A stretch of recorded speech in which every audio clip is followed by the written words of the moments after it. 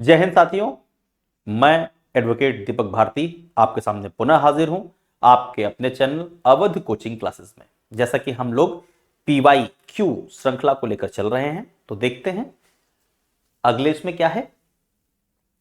पहला प्रश्न, निम्न में से कौन सा संविधान सभा के बारे में सही है? संविधान सभा के बारे में क्या है? संविधान का मसौदा तैयार करना ही संविधान सभा का एकमात्र कार्य है। एक बार जब संविधान अस्तित्व में आता है, संविधान सभा भंग कर दी जाती है। भाई देखो, संविधान का जो कार्य सिर्फ मसौदा तैयार करना नहीं था, ये तो एक समिति का काम था, संविधान का काम थोड़ी ना था। लेकिन हां, जब संविधान अस्तित्व में आया, यानी कि अगर हम कहें 26 जनवरी 1950 को जब संविधान पूरी तरह से अस्तित्व में आ गया, तो संविधान सभा कहां रही? संविधान सभा खत्म। संविधान सभा को समाप्त कर दिया गया और उसे क्या बना दिया गया? उसे भारत की पहली अस्थायी संसद बना दिया गया। याद करिए, तो इसमें अगर कहा जाए ऑप्शन ए और बी दोनों सही हैं, केवल ए सही है, केवल बी सही है, ए और बी दोनों सही नहीं भाई साहब, केवल और केवल सिर्फ बी सही है। कितना सही? केवल और केवल बी सही है। ओके, चलिए आगे बढ़ते हैं, दूसरे प्रश्न पर देखते हैं। भारत का संविधान संविधान सभा द्वारा प्रारूपित किया गया था और 16 मई 1946 को कैबिनेट मिशन प्लान के अंतर्गत इसे क्रियान्वित किया गया था। संविधान सभा के सदस्यों का चयन प्रादेशिक असेंबलियों द्वारा आनुपातिक प्रतिनिधित्व प्रणाली के एकल हस्तांतरणीय मत द्वारा किया गया था। उस समय संविधान सभा के सदस्यों की कुल संख्या क्या थी? ठीक, प्रश्न को समझिएगा, सिंपल सी बात कह रहा है कि जब भारत का संविधान सभा द्वारा प्रारूपित कर दी गई थी 16 मई 1946 को, तो अब चुनाव होगा भारत में संविधान सभा को, तो कैबिनेट मिशन प्लान के अंतर्गत इसको यानी कि चुनाव कराया गया, क्रियान्वित किया गया, संविधान सभा के सदस्यों का चयन किया गया। अब यहां पे प्रादेशिक असेंबलियों द्वारा आनुपातिक प्रतिनिधित्व प्रणाली में एकल हस्तांतरणीय मत द्वारा किया गया, यानी कि जो एकल संक्रमणीय मत प्रणाली थी उसको अपनाया गया। उस समय संविधान सभा में कुल कितने सदस्य थे? सिंपल सी बात है, इतनी लंबे बवाल को लिखने का कोई मतलब नहीं है। कैबिनेट मिशन द्वारा संविधान सभा में कुल कितने सदस्य थे? 389। वो सिर्फ कंफ्यूज करने के लिए उन्होंने शब्दों को खोल दिया है, सिर्फ कि भैया असेंबली द्वारा प्रारूपित किए गया, द्वारा एकल संक्रमणीय है, एकल हस्तांतरणीय है जो प्रणाली है, उसको उन्होंने सिर्फ जिक्र कर दिया है। अब जानते हैं आपको कि 389 सदस्य चुने जाएंगे। कहां कहां से चुने जाएंगे? आपको पता है कि 292 जो हैं ये गुलाम भारत से चुने जाएंगे। कहां से चुने जाएंगे? गुलाम भारत से, गुलाम भारत से चुने जाएंगे। 93 देसी रियासत से चुने जाएंगे। कहां से? देसी रियासत से चुने जाएंगे, रियासत से चुने जाएंगे। 4 चीफ कमिश्नरी क्षेत्र से चुने जाएंगे, चीफ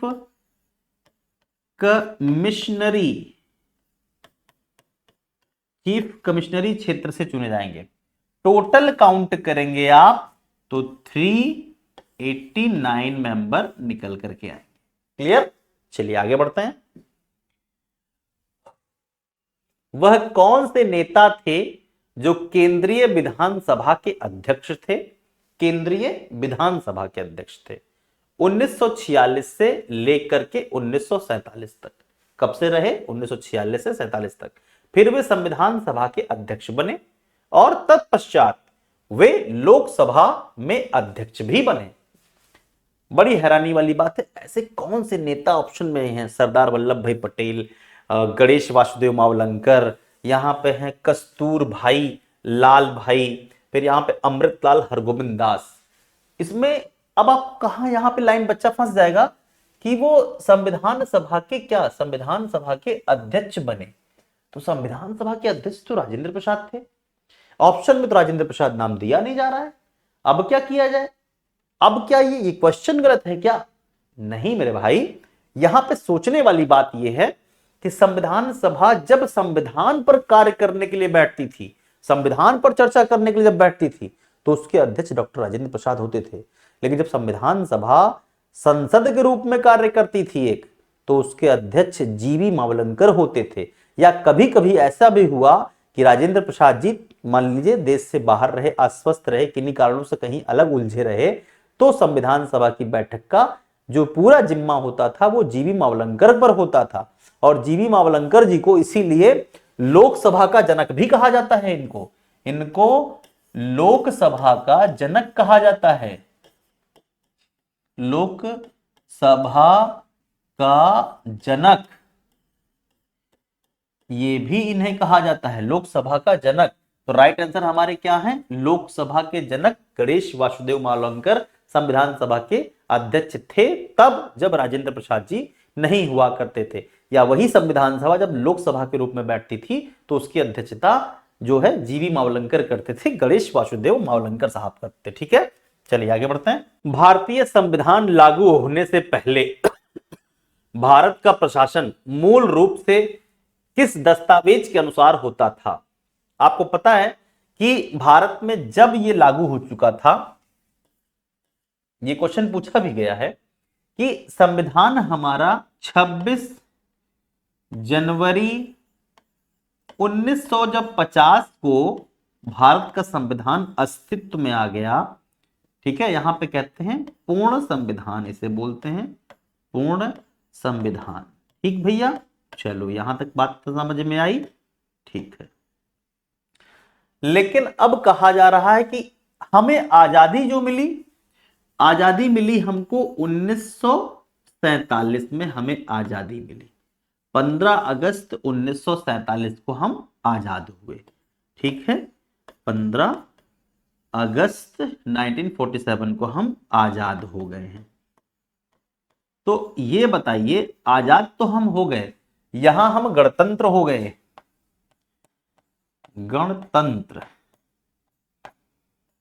गणतंत्र हो गए। अब गणतंत्र जब हो गए हम, तो इतनी जो 3 साल का ये सफर है हमने किसके संविधान से चलाया?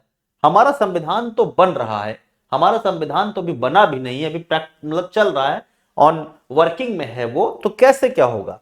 तो भाई इतने से यहां तक का जो सफर है, यहां से यहां तक का जो ये सफर हम तय कर रहे हैं, ये सफर हम किस कानूनी व्यवस्था से चला रहे हैं? तो 1935 के भारत शासन अधिनियम से हम चला रहे हैं, गवर्नमेंट ऑफ इंडिया एक्ट के तहत हम इसे चला रहे हैं, इसलिए उत्तर आपका 1935। क्लियर? चलिए आगे बढ़ते हैं।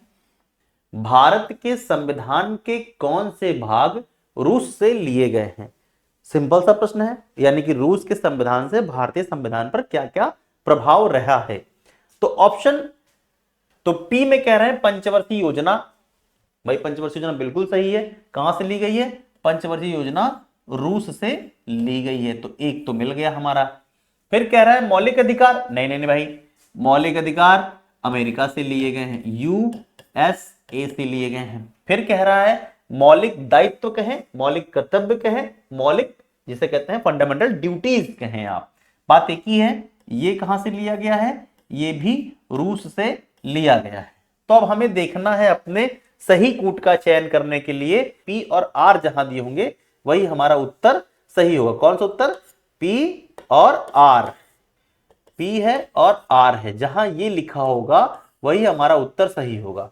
तो पहले ऑप्शन में ही दे रहा है पी और आर, यानी कि पी भी सही है, आर भी सही है। कहां से लिया गया है? रूस के संविधान से लिया गया। ठीक है, चलिए नेक्स्ट क्वेश्चन करते हैं। नेक्स्ट क्वेश्चन की बात करते हैं, निम्नलिखित कार्यों में से कौन सा संविधान सभा द्वारा नहीं किया गया था? इनमें से कौन सा कार्य था जो संविधान सभा द्वारा नहीं किया गया था? इसने राष्ट्रमंडल में भारत संस्था का अनुमोदन किया था, भाई किया था, सही है इसमें। इसने राष्ट्रगान और राष्ट्रीय गीत को अपनाया था, बिल्कुल सही है भाई। 24 जनवरी 1950 को तो संविधान सभा ने ही अपनाया था, ठीक है। फिर कह रहा है इसने देश के प्रथम प्रधानमंत्री के रूप में जवाहरलाल नेहरू को चुना था, नहीं भैया, संविधान सभा ने राष्ट्रपति को चुना था, चुनाव कराया था। प्रधानमंत्री तो बहुत पहले से थे, संविधान हमारी बात करते हैं, संविधान सभा हमारी, ये उत्तर तो आपका सही है, लेकिन थोड़ा सा इसको बारे में जान लो। जानने का क्या है, इसने राष्ट्रीय ध्वज भी चुना था संविधान सभा ने। इसमें बात करते हैं तो हमारे पास हमारी संविधान सभा जो है वो दिसंबर में बनके तैयार होती है, लेकिन मई और जून यानी लास्ट तक 1946 में हमारे पास अंतरिम सरकार आ चुकी थी। अंतरिम सरकार आ चुकी थी, ठीक है। अब अंतरिम सरकार में अगर हम बात करते हैं तो 14 लोग रखे गए थे, 14 लोग रखे गए थे, जिसमें से 9 हिंदू और 5 मुस्लिम। क्या रखे गए थे? 5 मुस्लिम रखे गए थे। तो भाई संविधान सभा के बनने से पहले अंतरिम सरकार हमारी बन चुकी थी, और अंतरिम सरकार में हमने नेहरू को जो है भारत का प्रथम प्रधानमंत्री चुना था। एक कहानी और किस्सा सुने होंगे आप कि नेहरू जी और पटेल जी खड़े होते हैं, पटेल जी जीत जाते हैं, लेकिन फिर भी हम नेहरू जी को बनाते हैं। ये वही समय की बात है, यानी कि हम चुनाव पहले करा चुके हैं, संविधान सभा ने नहीं कराया है। नेक्स्ट क्वेश्चन, भारत और बांग्लादेश के बीच भूमि सीमा समझौता LBA पर हस्ताक्षर होने के बाद बांग्लादेश के साथ कुछ विशेष अंतः क्षेत्रों की अदला बदली करने तथा अंतः क्षेत्रों के निवासियों को नागरिकता देने के लिए संविधान में किस अनुसूची में संशोधन की आवश्यकता है? आप जानते हैं इसके लिए एक हमारे देश में संविधान संशोधन हुआ, इसे बोलते हैं 100वां संविधान संशोधन। 100वां संविधान संशोधन, 100वां संविधान संशोधन, 100वां संविधान संशोधन हुआ 2015 में, और बांग्लादेश के साथ सीमा विवाद हमने सुलझाया। तो कुछ क्षेत्र ऐसे थे, जैसे कुछ निवासी ऐसे थे जिनकी खेत या जमीन बांग्लादेश में थी और वो रहते थे भारत में। अब उनसे कहा गया या तो तुम भैया भारतीय बन जाओ या तो बांग्लादेशी बन जाओ, जहां खेत है खलिहान है वहां बस जाओ, या तो खेत खलिहान छोड़ो और हिंदुस्तान में बस जाओ। तो ये हुआ कि नहीं नहीं, मेरा तो बहुत ज्यादा जमीन है, कैसे क्या होगा? तो बांग्लादेश सरकार ने कहा कि भाई इतनी जमीन हमारे से काट के रास्ता बाउंड्री बना लो, यानी कि ठीक है। अब कई कुछ ऐसे व्यक्ति थे जो बांग्लादेश में थे लेकिन उनकी जमीन हिंदुस्तान में थी, तो भाई हिंदुस्तान की वो जमीन काट के निकाल ली गई, ठीक है।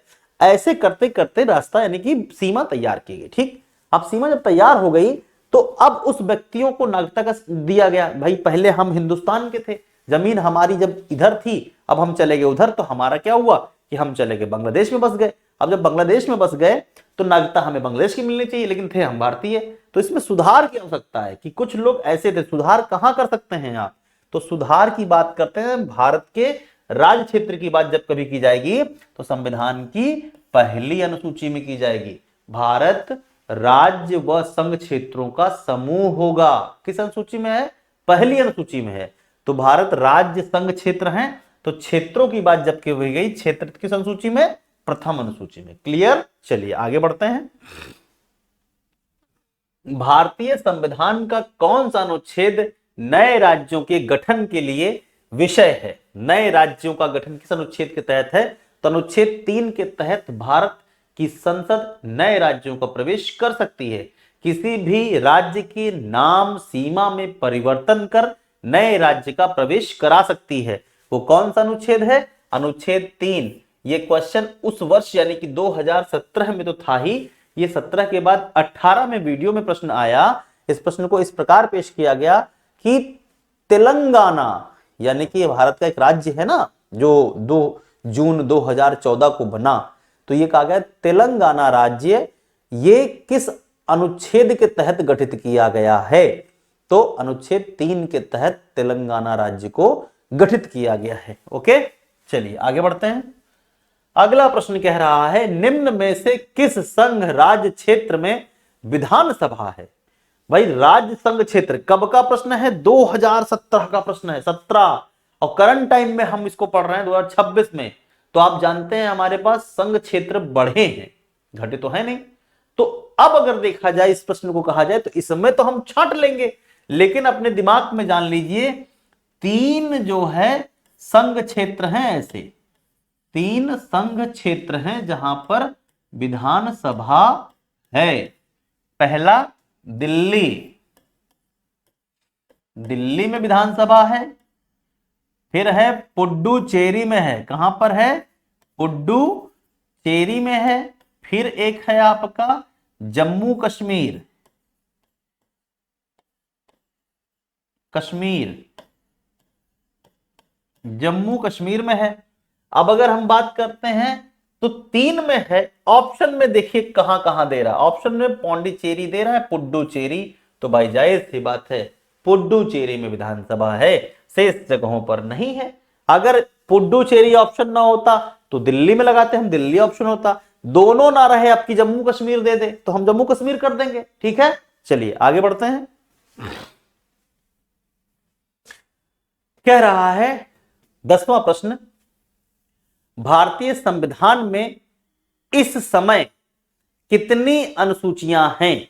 भारतीय संविधान में कितनी अनुसूचियां हैं? तो भारतीय संविधान में इस समय पूछ रहा है ना, या हम वर्तमान समय कहें, इस समय कहें, वर्तमान समय कहें, तो हम 12 अनुसूचियां वर्तमान समय में हमारे पास हैं। ठीक है, मूल संविधान जब था तब ये 8 अनुसूचियां थी, ये था हमारा मूल संविधान। ठीक, 8 अनुसूचियां थी। और वर्तमान में कितनी है? 12 अनुसूचियां। सिंपल सा प्रश्न है, इसमें कोई ज्यादा तीम ताम नहीं है। आगे प्रश्न देखते हैं हम। कौन सा राज्य भारतीय संविधान की 6ठी अनुसूची में उल्लेखित नहीं है? कौन सा राज्य 6ठी अनुसूची में उल्लेखित नहीं है? तो 6ठी अनुसूची में जो राज्य है वो याद होने चाहिए आपको। वो याद राज्य है ATMM।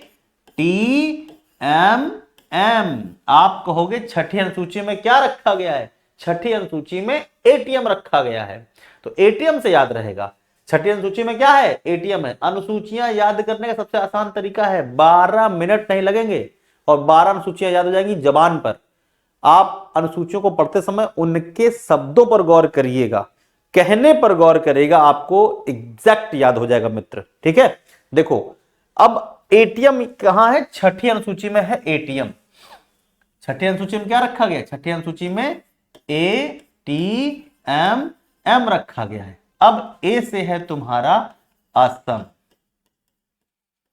T से है तुम्हारा त्रिपुरा, ठीक है, त्रिपुरा। M से है मेघालय, मेघालय। M से है मिजोरम, मिजोरम। ठीक है, अब देखो भाई इसमें कौन सा नहीं दिया हुआ है? असम है, त्रिपुरा है, मिजोरम है, इसमें नागालैंड जो है वही नहीं है। लेकिन मित्र मेरे भाई, अगर तुमको ATM याद हो गया तो ये नागालैंड क्वेश्चन अगर हम बनाते, कहते यहीं पर हम एक राज्य इसमें और ऑप्शन बनाते कि इनमें से कौन सा राज्य जो है 7 बहनों में शामिल नहीं है, 7 बहनों में यानी 7 सिस्टर में कौन सा राज्य शामिल नहीं है, तब मजा आता। तो मजा देखो इसमें ज्योग्राफी का क्वेश्चन बन जाता दोस्त। हम पॉलिटी पढ़ रहे हैं और ये ज्योग्राफी में जा रहे हैं, यहां बहुत ध्यान सुनना। अगर ATM याद कर लिए तो हम ज्योग्राफी में रहेंगे, सॉरी पॉलिटी में रहेंगे। अच्छा, ATM सबसे अधिक किसके पास होता है? ATM सबसे अधिक हम पुरुषों के पास होता है, यानी कि मैन के पास होता है। वुमेन के पास ATM नहीं होता है। अगर होता भी है तो हम छीन लेते हैं, है ना, हम लोग हैं ही ऐसे। तो क्या हुआ भाई कि man ATM, AMAN man plus ATM, man के पास क्या होता है? ATM होता है। तो ATM से हमने याद रखा है 6वीं अनुसूची याद रखी है। क्या याद रखी है? 6वीं अनुसूची। अब हम बात करें 6वीं अनुसूची हमने याद रखी है, तो इसमें जरा देखिए कि मैन मणिपुर, अरुणाचल प्रदेश, नागालैंड, ठीक है, मणिपुर, मणिपुर, अरुणाचल प्रदेश, चल और नागालैंड, नागालैंड। ठीक है भाई, अब देखो ये 3 इधर और 4 इधर हो गए 7, ये सब मिलके बन गए 7 सिस्टर। क्या बन गए? 7 सिस्टर। तो एक पंथ दो काज। अगर आपने ATM याद कर लिया तो एटीएम याद करने के साथ साथ आपको मैन भी याद रखना है। हो गए 7 राज्य, यानी कि 7 बहनें पूर्वोत्तर भारत की। अगर सिर्फ एटीएम याद कर लेते हैं आप तो आपको छठी अनुसूची याद हो गई। छठी अनुसूची में कौन कौन राज्य हैं? असम, त्रिपुरा, मेघालय, मिजोरम। फिर देखो ध्यान से, एक और चीज देखो, बस एक चीज, यहां पे तुमने दोस्त अगर पी जोड़ दिया, तुमने अगर पी जोड़ दिया यहां पे, पी एटीएम पढ़ो, एटीएम ना पढ़ो, पी एटीएम, पॉकेट एटीएम, अब तुम्हारा ये पी से हो गया पश्चिम बंगाल। पश्चिम बंगाल, ठीक है। ये अगर तुमने पढ़ लिया तो ये बांग्लादेश के किनारे बसे हुए पड़ोसी राज्य हो गए। बांग्लादेश के किनारे बसे हुए पड़ोसी राज्य कौन कौन से हैं? पश्चिम बंगाल, असम, त्रिपुरा, मेघालय, मिजोरम, ये उसके पड़ोसी देश हैं। अभी हमने इसके पहले जब ये प्रश्न देखा था बांग्लादेश से सीमा विवाद, बांग्लादेश से जब सीमा विवाद किया गया तो कितने राज्यों के साथ विवाद किया गया था? तो उस राज्य में अगर हम बात करते हैं तो कौन थे? वो थे पश्चिम बंगाल, असम, त्रिपुरा, मेघालय, मिजोरम, ये 5 राज्यों का विवाद किया गया। इनके ही क्षेत्रों में से काटे गए और विवाद जो कि प्रथम अनुसूची में जिक्र किया गया। इसी प्रश्न को मैं आपसे भी कह रहा था कि यहां हम लोग को देखना पड़ेगा 7 सिस्टर में। ओके, बहुत ही अच्छे अच्छे प्रश्न पूछे गए थे। संभावना इस वर्ष भी है कि अच्छे ही प्रश्न पॉलिटी के मिलेंगे। और जैसा कि आप जान रहे हैं, ये आपको कहीं भी मतलब लिखित तौर पर नहीं बताया गया है कि पॉलिटी के 16 क्वेश्चन आएंगे, मूल विधि के 8 आएंगे, ठीक है। ये अपने दिमाग में एक हम लोगों ने गणना कर रखी है। अगर ऐसा होता है दोस्त तो ये दावा हमारा है कि बस अवध कोचिंग क्लासेस से जुड़ रही है, पॉलिटी का एक प्रश्न भी आप पेपर में गलत नहीं करेंगे, इस बात की गारंटी मैं खुद लेता हूं, ठीक है। चलिए आगे बढ़ते हैं हम लोग। संविधान की निम्नलिखित अनुसूचियों में से किसका सही मेल नहीं है? सही मेल किसका नहीं है? ठीक, तो अब देखो 8वीं अनुसूची में भाषा बिल्कुल सही है, ये सही हो गया, ठीक। फिर हम बात करते हैं अगर, तो उसके बाद यहां पे 9वीं अनुसूची में भूमि अधिग्रहण विनियम के सत्यापन के लिए प्रावधान, ये भी सही है, ठीक है, ये भी मतलब है। 12वीं अनुसूची में नगर पालिकाओं की शक्तियों का अधिकार है, ये भी सही है। तो बचा क्या? एक डी ही यही गलत होगा, ठीक है, पढ़ लेते हैं। 11वीं अनुसूची में अनुसूचित क्षेत्रों और अनुसूचित जनजातियों के प्रशासन व नियंत्रण का प्रावधान, ना भैया ना, ये 5वीं अनुसूची में कहा गया है, ठीक है। बात को समझो, 11वीं अनुसूची में कहा गया है ग्राम पंचायत, क्या कहा गया है? ग्राम पंचायत का जिक्र है। तो संविधान में क्या नहीं कहा गया है? ग्राम पंचायत नहीं कहा गया। इसका मतलब अगर देखा जाए तो ये जो तुम्हारे हैं ये तीनों यानी कि सही हैं, ये सही नहीं है। क्या कह रहा है? सूची का मिलान नहीं करता, इसका मतलब डी ही ऑप्शन सही है, ये मिलान नहीं करता है। इसमें जो बात कही गई है वो गलत कही गई है। ये अनुसूचित जाति व जनजाति के क्षेत्रों के प्रशासन में नियंत्रण की बात कर रहा है, लेकिन ऐसा नहीं है। 11वीं अनुसूची में ग्राम पंचायत, गा से 11 गा से ग्राम, गा से 11 गा से ग्राम, ठीक है, बड़ा ही सटीक है। अगर देखो 8वीं अनुसूची तुमको याद करनी है तो 8वीं अनुसूची में भाषा दिया हुआ है ना, भाषा को अंग्रेजी में लिखो LANGUAGE,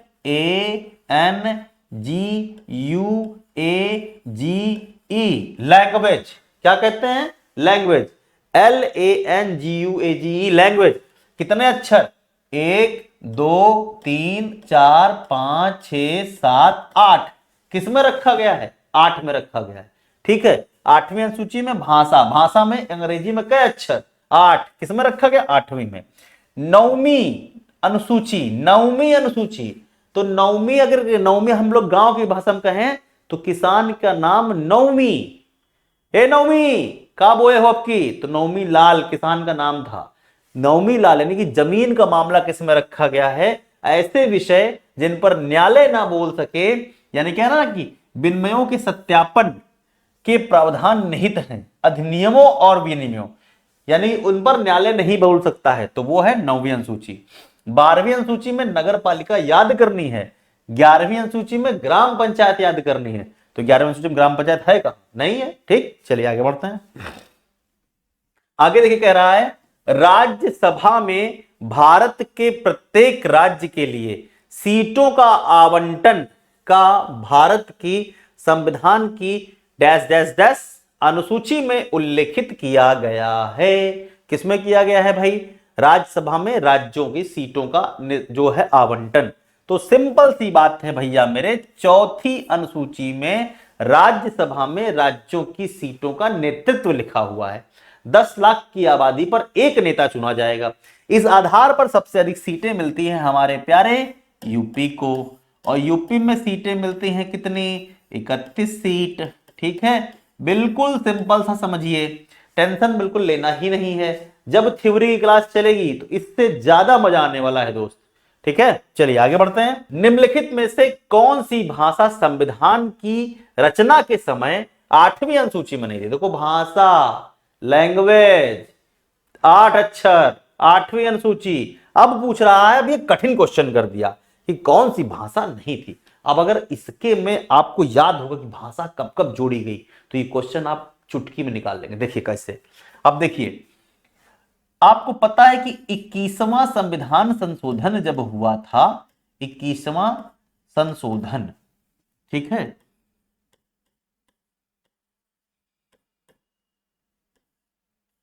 21वां संशोधन 1967 में हुआ और भाषा जोड़ी गई सिंधी।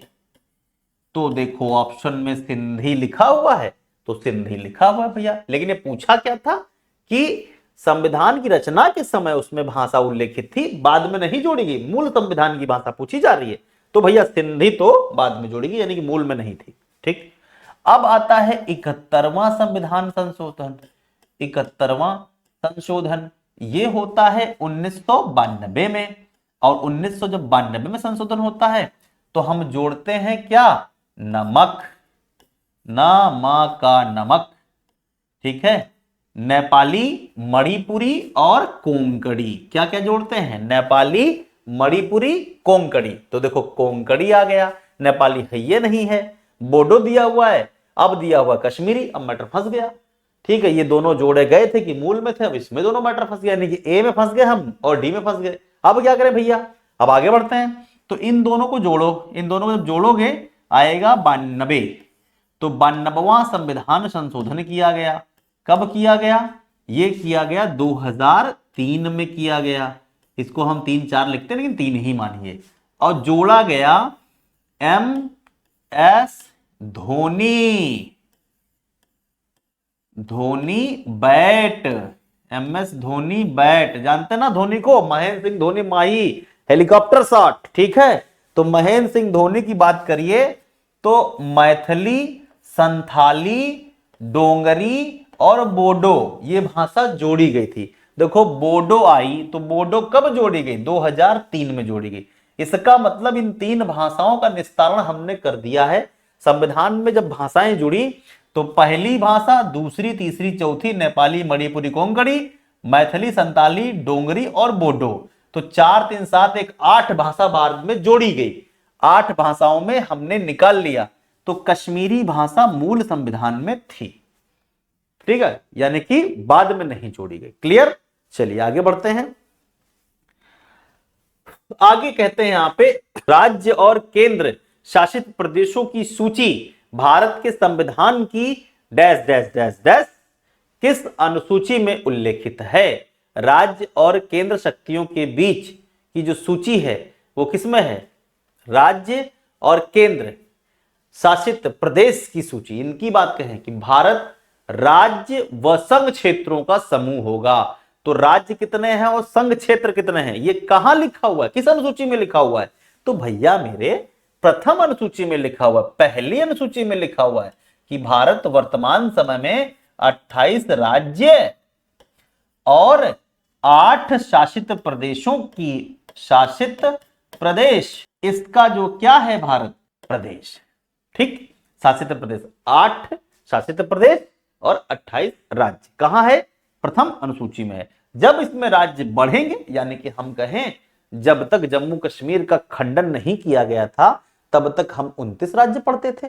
अब हम कितने राज्य पढ़ रहे हैं? 28 राज्य पढ़ रहे हैं। कल को भविष्य में फिर हम यानी कि राजस्थान को काट लें, असम का फिर से कटने वाला है, उत्तर प्रदेश का विभाजन होने वाला है, सुनने में ऐसी बातें चल रही हैं। अगर ऐसा होता है तो हम फिर नए राज्यों को पढ़ेंगे। तो कहां पढ़ेंगे? प्रथम अनुसूची में पढ़ेंगे भैया, ठीक है। अगर आपने इस प्रश्न को बीए में अगर पॉलिटिकल साइंस लिया हो तो ये प्रश्न आपको जरूर मिला होगा।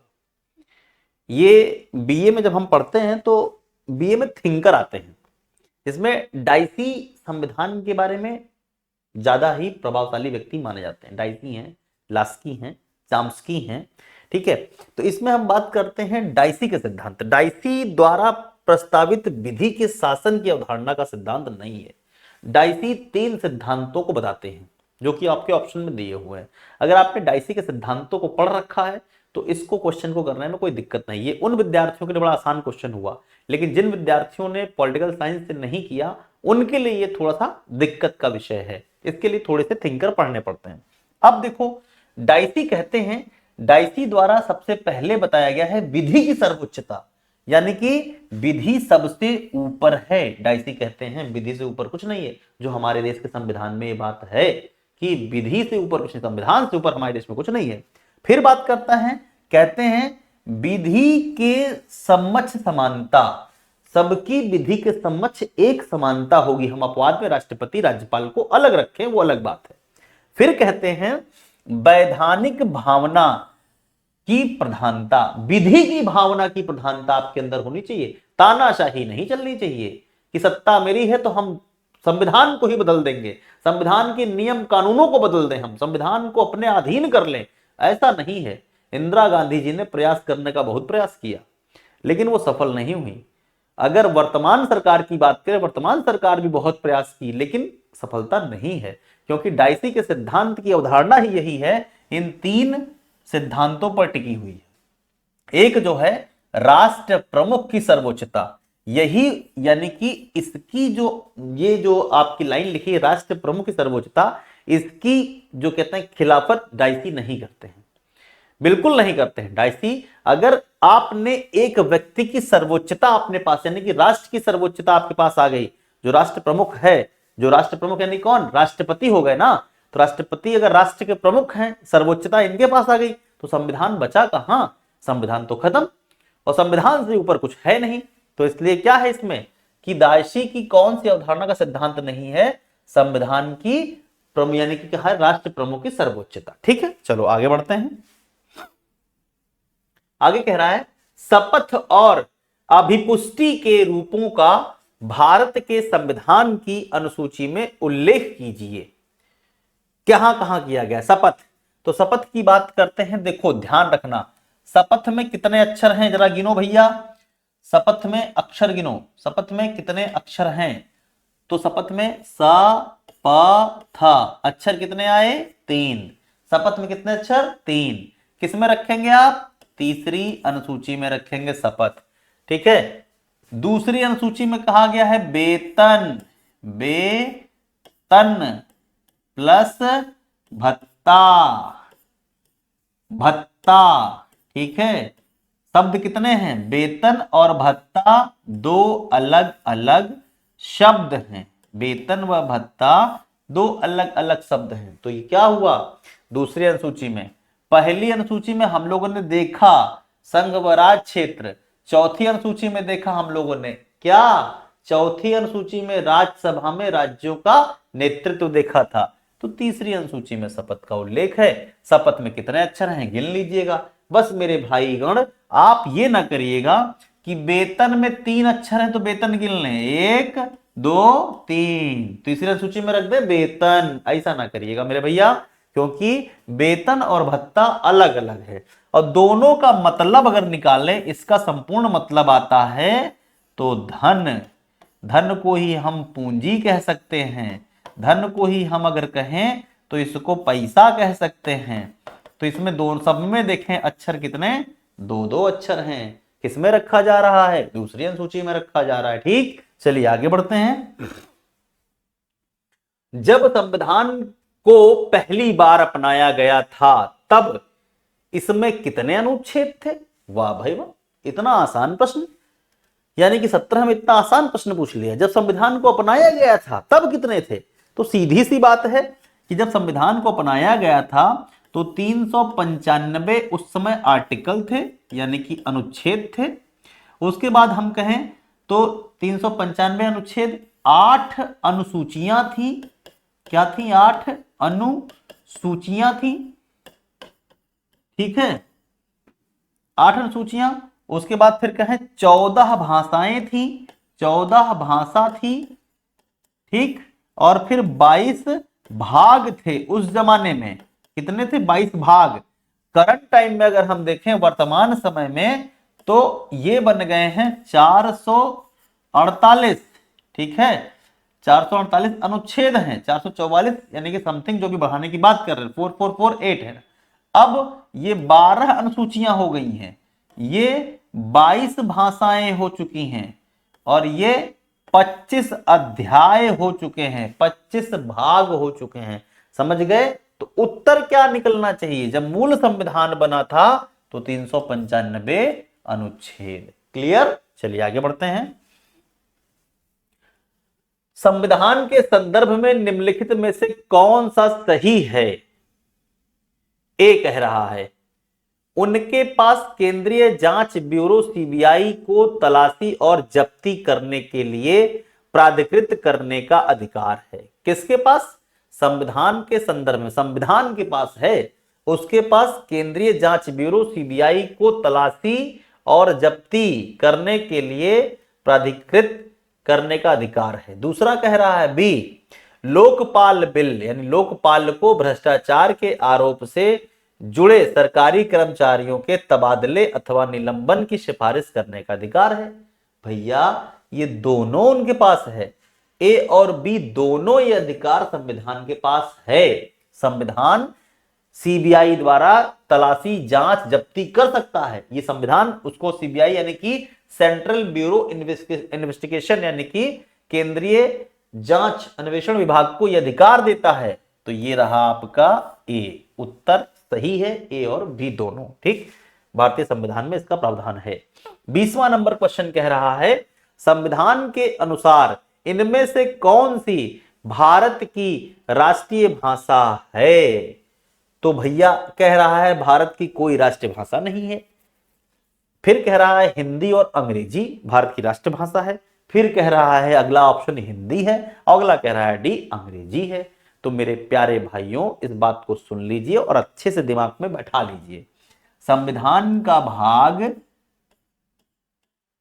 17, संविधान का भाग 17 और आर्टिकल कह रहा है 343। संविधान का भाग 17 अनुच्छेद 343 ये कहता है भारत हिंदी को राष्ट्रभाषा बनाने का प्रयास करेगा। हिंदी राज्य भाषा होगी, राष्ट्रभाषा बनाने का प्रयास किया जाएगा। वर्तमान समय में भारत की ना यानी कि कोई हमारी भाषा नहीं है, कोई राष्ट्रभाषा नहीं है, राष्ट्रभाषा। अगले सेशन में यानी कि अगली स्लाइड हमारी क्या कहती है, अगले टॉपिक पर मिलते हैं।